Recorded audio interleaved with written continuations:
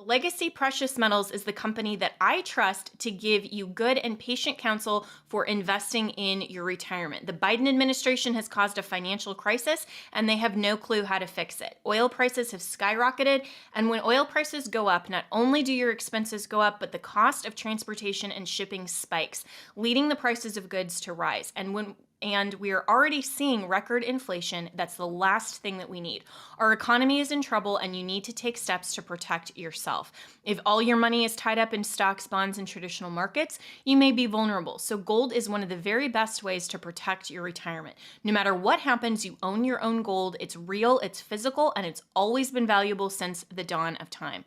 Call Legacy Precious Metals today at 866-528-1903 or visit them online at legacypminvestments.com. That's legacypminvestments.com, where you can download the free investor's guide. You can also go to my Facebook page, Jenna Ellis. I am a public figure on Facebook, and I just posted yesterday a really great interview with the president of Legacy Precious Metals, who is discussing why you need to start your retirement account even if you're in your 20s or 30s. There is always a great time to protect your retirement and invest, just like you want to protect your health over the long term. So go to Legacy Precious Metals at legacypminvestments.com or call 866-528-1903. All right, well, 2022 is going to be a critical year for America. AMAC, the Association of Mature American Citizens, along with their nearly 2 million members. The fight to stop out-of-control spending in the president's Build Back Better scheme is far from over, and Congress is plotting more legislation that could hurt our seniors. The midterm elections will be a battle for freedom versus socialism. Unlike liberal groups, AMAC is America's conservative, action-oriented 50-plus organization fighting hard every day here in Washington and across the nation for our seniors. So I'm urging you to choose AMAC now. You will receive all of the great membership benefits, including AMAC discounts on hotels, travels, and restaurants, and your membership will support your conservative values. So go to amac.us/Ellis. That's amac.us/ELLIS to become an AMAC member now.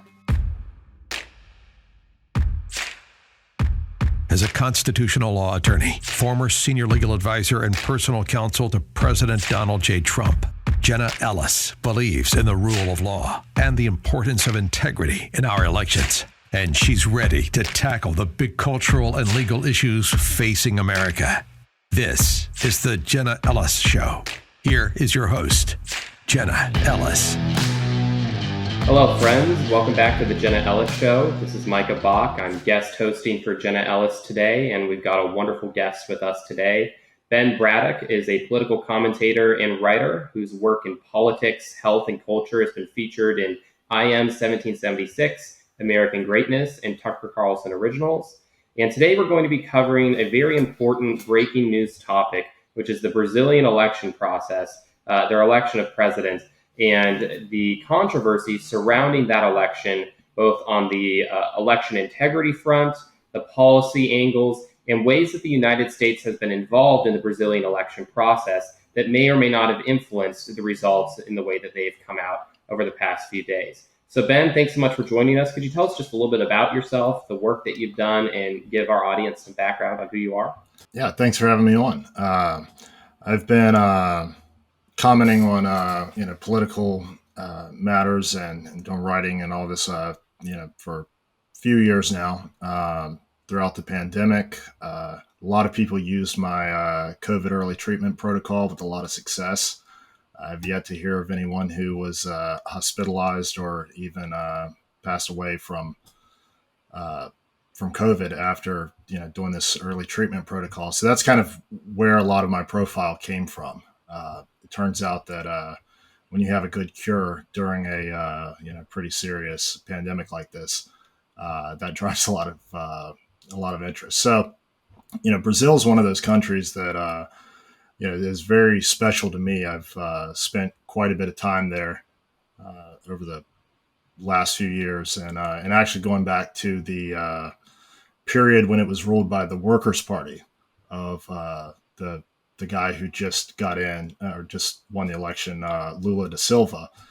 and I was working up in the Northeast, which is a extremely poor part of the country. And while I was there, I got a perspective on just how corrupt the elections were in that part of the country. I mean, I remember seeing when Dilma Rousseff was running for president, I remember seeing liters of milk being traded outside of polling places in exchange for votes. And Wow. there just yesterday, police stopped some people who had $4 million in cash in the trunk of a car that they were on their way to go buy votes. So this is part of the country. It's desperately poor. Over half of the population essentially lives on welfare from the national government, and the rest of Brazil, that's a lot more developed. They kind of fund these programs, and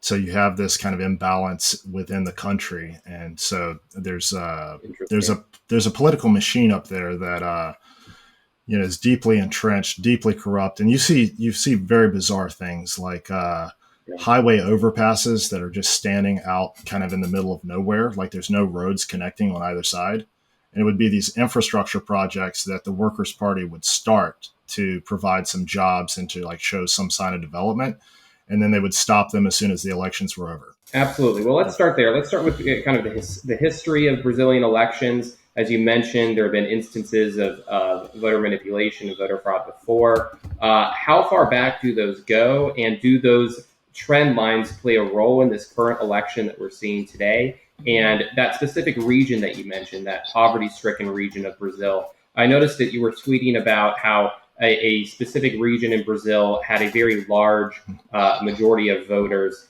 for the left-wing candidate.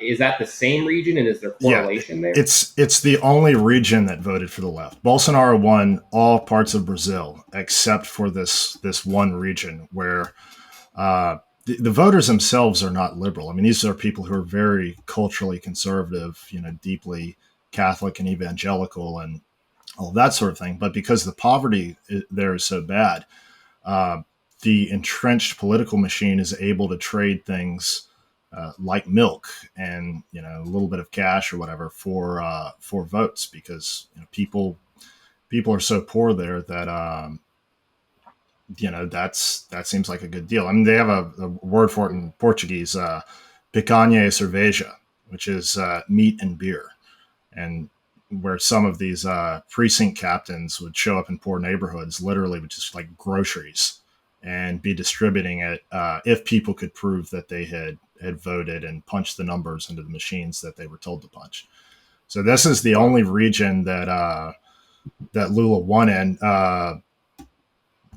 Bolsonaro, the incumbent right-wing president, he had a very different pattern of victory than even Trump. He did very well in the cities like Sao Paulo, Rio, Florianopolis. He won these by very healthy margins. His political career was as a congressman from the city of Rio de Janeiro. So very strong support in the in the urban areas, in the kind of more upscale areas, business owners, farmers, the people who are part of a productive economy. They supported Bolsonaro by a very wide margin because. Wait, so let me get this straight then. The main supporters of the left-wing policies, the welfare policies, are those that are subsisting on those policies, and then the people that end up paying for it, footing the bill, the Brazilian citizens that are working day in, day out to provide an economic increase for the country. Those are the ones that are siding with Bolsonaro, with the more right-wing candidate. And it's the welfare state that's propping up this left-wing challenger. 100%. And, some historical context is important here. Brazil had suffered from really bad inflation throughout the 80s and 90s, and it had a hyperinflation in the early 90s. And so a plan was devised to reset the currency and get inflation under control. And that was under the finance minister who carried out that plan became president. His name was Henrique Cardoso. And So during the 90s, he created the conditions for economic stability and for growth that Brazil then took advantage of when there was a global commodities boom in the early 2000s. So there's a saying that Cardoso planted the fruit trees, Lula came and picked the fruit, and then Dilma came and chopped them down. And what that means is he created the economic conditions for the government to be able to have money for major welfare programs. And so Lula expanded those programs. And then his successor, Dilma Rousseff, who was essentially a puppet, it was a way for Lula to have a third term. She looted a lot of these industries, like Petrobras, the state-owned oil company. They funneled billions and billions of dollars away from this. Then that was deposited into the accounts of party leaders and was used to fund this election machine where they trade, cash for votes and just, patronage on a mass scale. Well, and Lula has a history of corruption, isn't that right? Didn't he?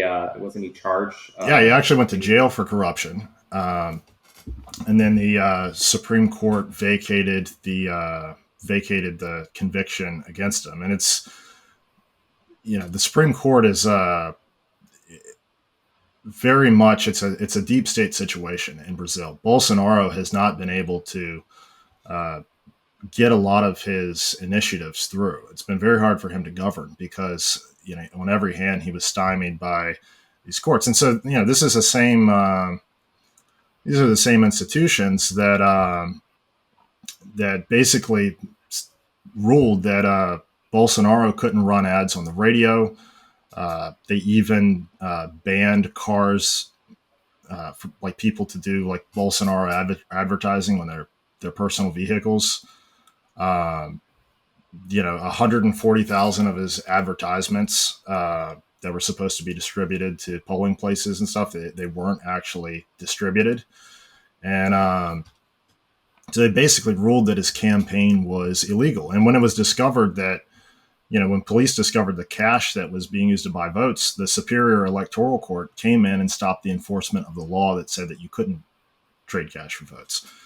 So, that's what Bolsonaro has been dealing with, is this deep state rehabilitation of Lula. It had something to do with it. They said, well, he's 75 years old, so let's get him out of jail and let's not do all these things. But it was a major effort, and the United States under Biden has had involvement in this. People like the Clintons had very close relationships with the Brazilian left. China has been exerting a lot of influence there. Xi Jinping was very happy last night to see that Lula had won.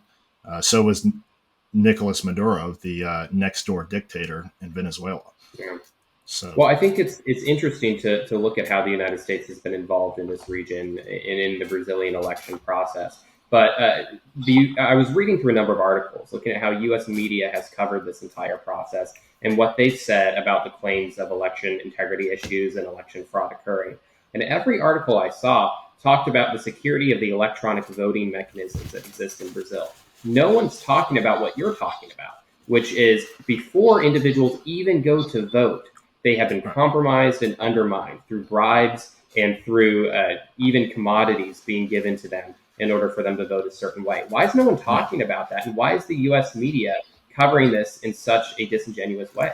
Well, look, the U.S. media, the New York Times on Saturday, ran a big opinion piece with a, video and all of this stuff, a lot of high production value, talking about how Bolsonaro was a disaster for the Amazon.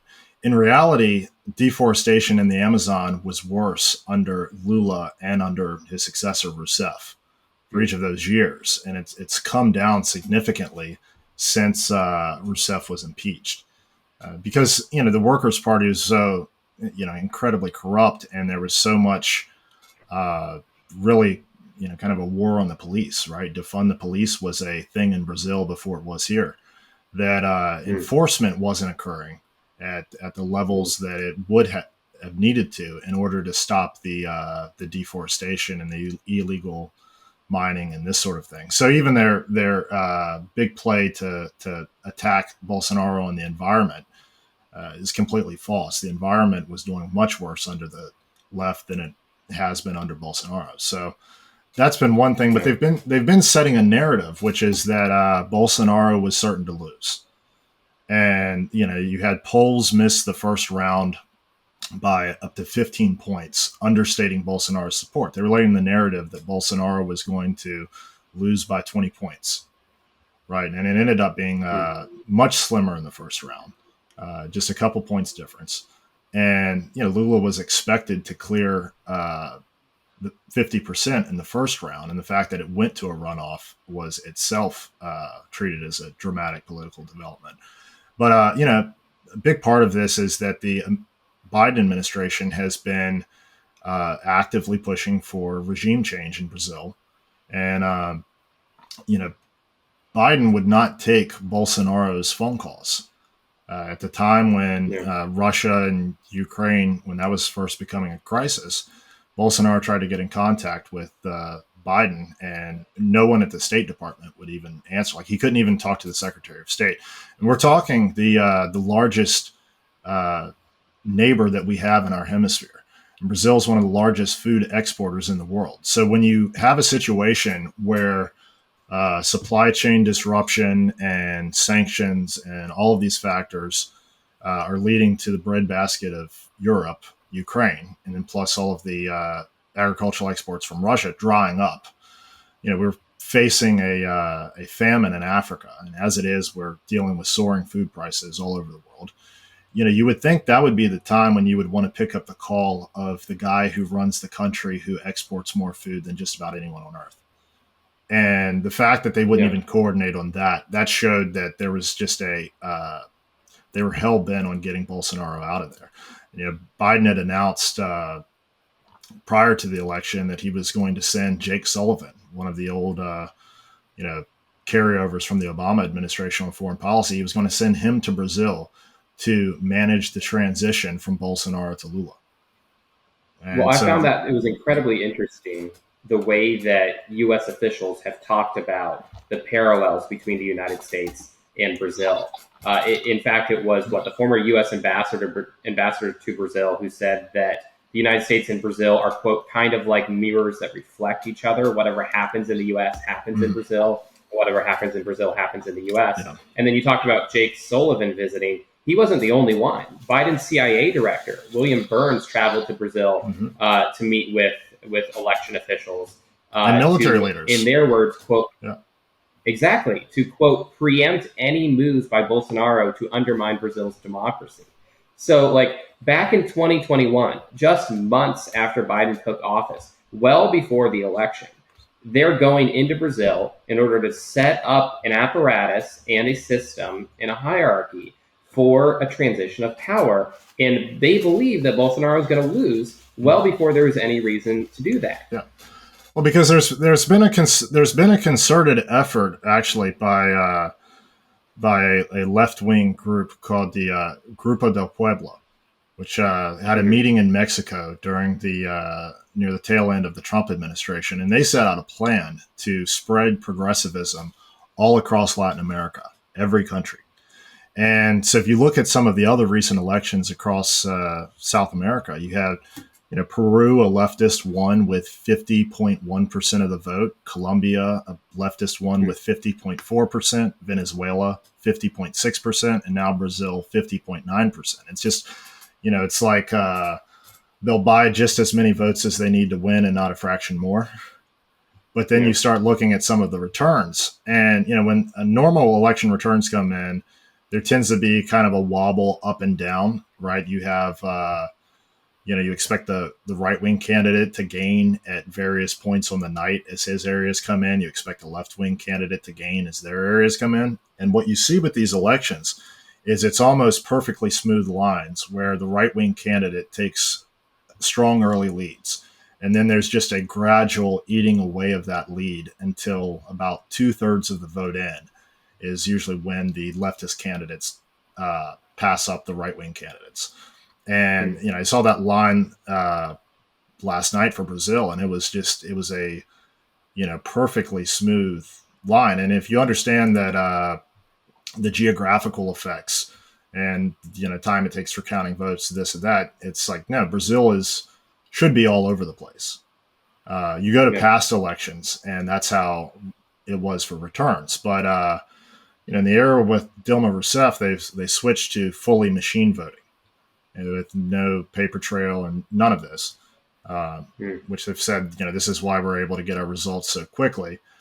But with her election, that's where you started seeing like a lot of these smooth lines. But a lot of the party infrastructure had been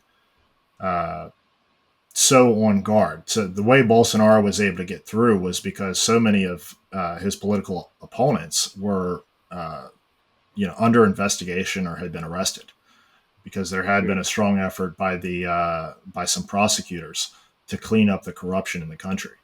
And so at that point, they were not able to manage such a strong operation. And they also didn't have the foreign support because Trump was in office. Right. So, that's the thing. It's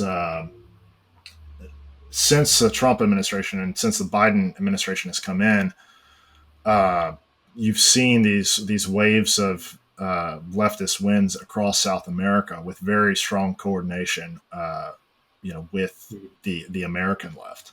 So let me ask you this: what happens next? I know that Bolsonaro has not yet made a statement about the election. What does that look like in comparison to the United States? Can they audit the election proceedings? Is there a method of challenging through the courts? I know you mentioned there's some corruption in the courts. So what does that look like? And what can we expect in the next few days and the next few weeks? I don't think there are a lot of realistic ways that Bolsonaro is going to be able to contest this, because the military leadership has already had visits from the Americans. The court system is extremely corrupt. Where we go from here is more of, will Lula be successful in putting Bolsonaro in prison, which is his goal? Bolsonaro's party won enough seats in the Congress and in the Senate that they may be able to block that.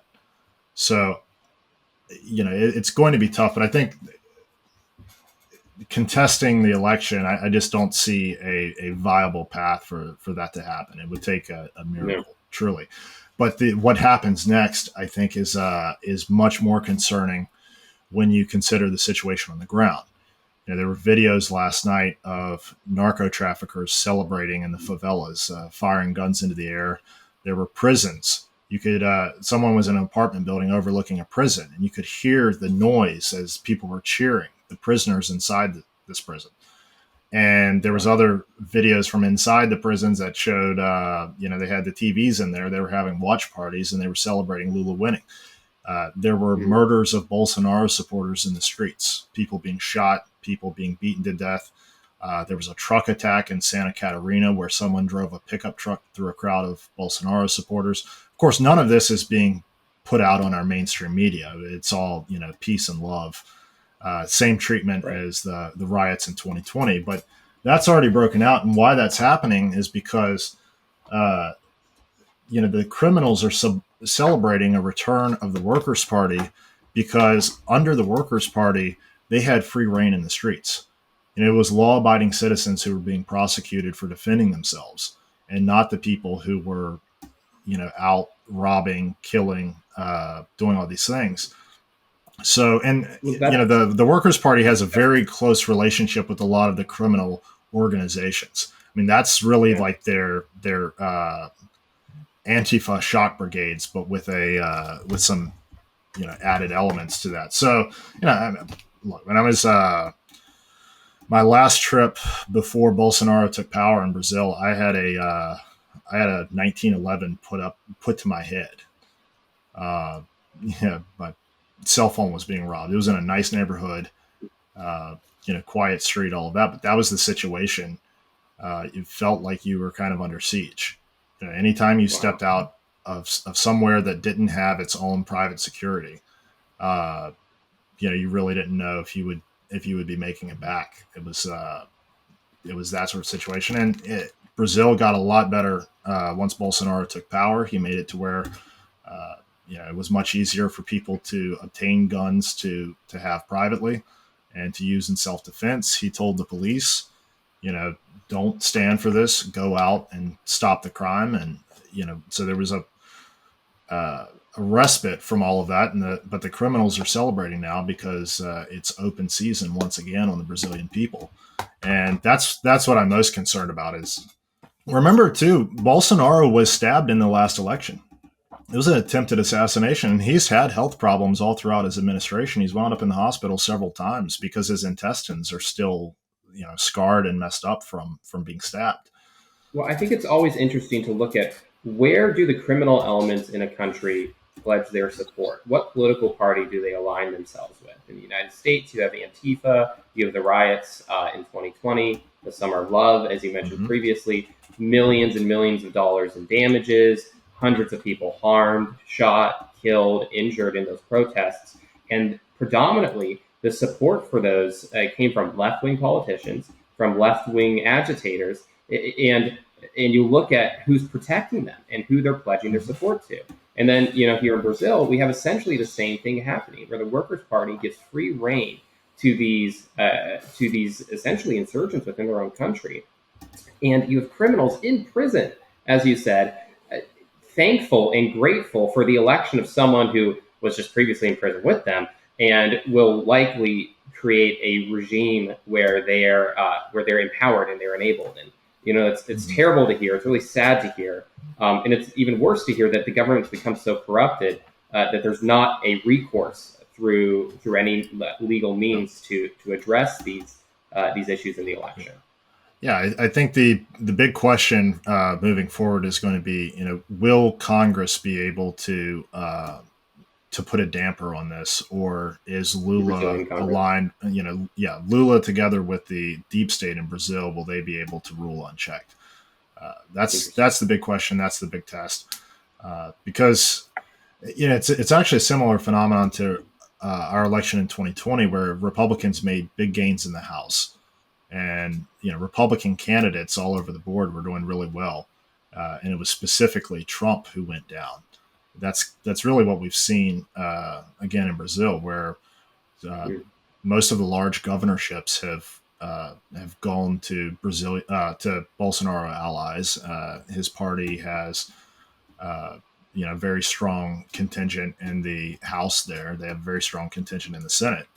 So it'll be interesting to see if the Brazilian Congress is able to keep things at a manageable level until they can return a right-wing president to power. Yeah. And actually, it's interesting to consider there could also be an impeachment, because remember, Dilma Rousseff, who was Lula's ally, she wasn't thrown out in an election; she was thrown out in an impeachment. So. Okay, interesting. So definitely something to keep an eye on there. Well, Ben, thank you so much for joining us for your insightful commentary. Where can people go to learn more? Where can they follow you? What platforms are you posting on?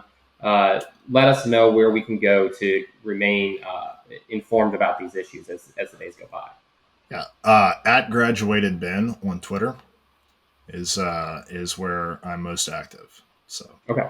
Awesome. And I think do you have a Substack as well? Yes, benjaminbraddock.substack.com. Okay, fantastic. Well, thank you so much for joining us. Thank you for your commentary, and we'll keep an eye on what happens and see how it impacts U.S. policy going forward. Thank you. Appreciate it.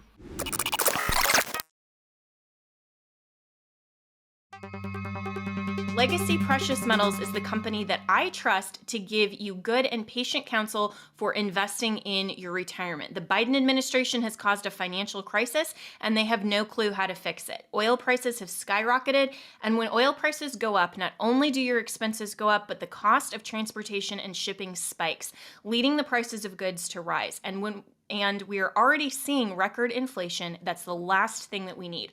Our economy is in trouble, and you need to take steps to protect yourself.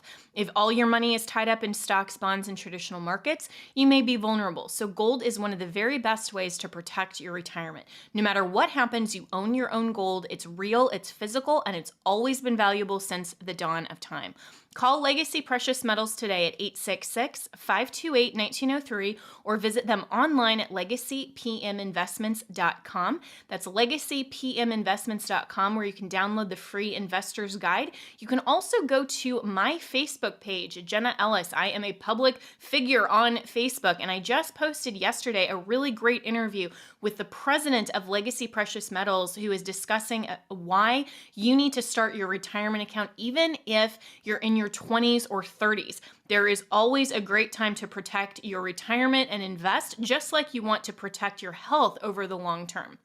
So go to Legacy Precious Metals at legacypminvestments.com or call 866-528-1903. MyPillow is having their biggest sheet sale of the year. You all have helped build MyPillow into the amazing company that it is today.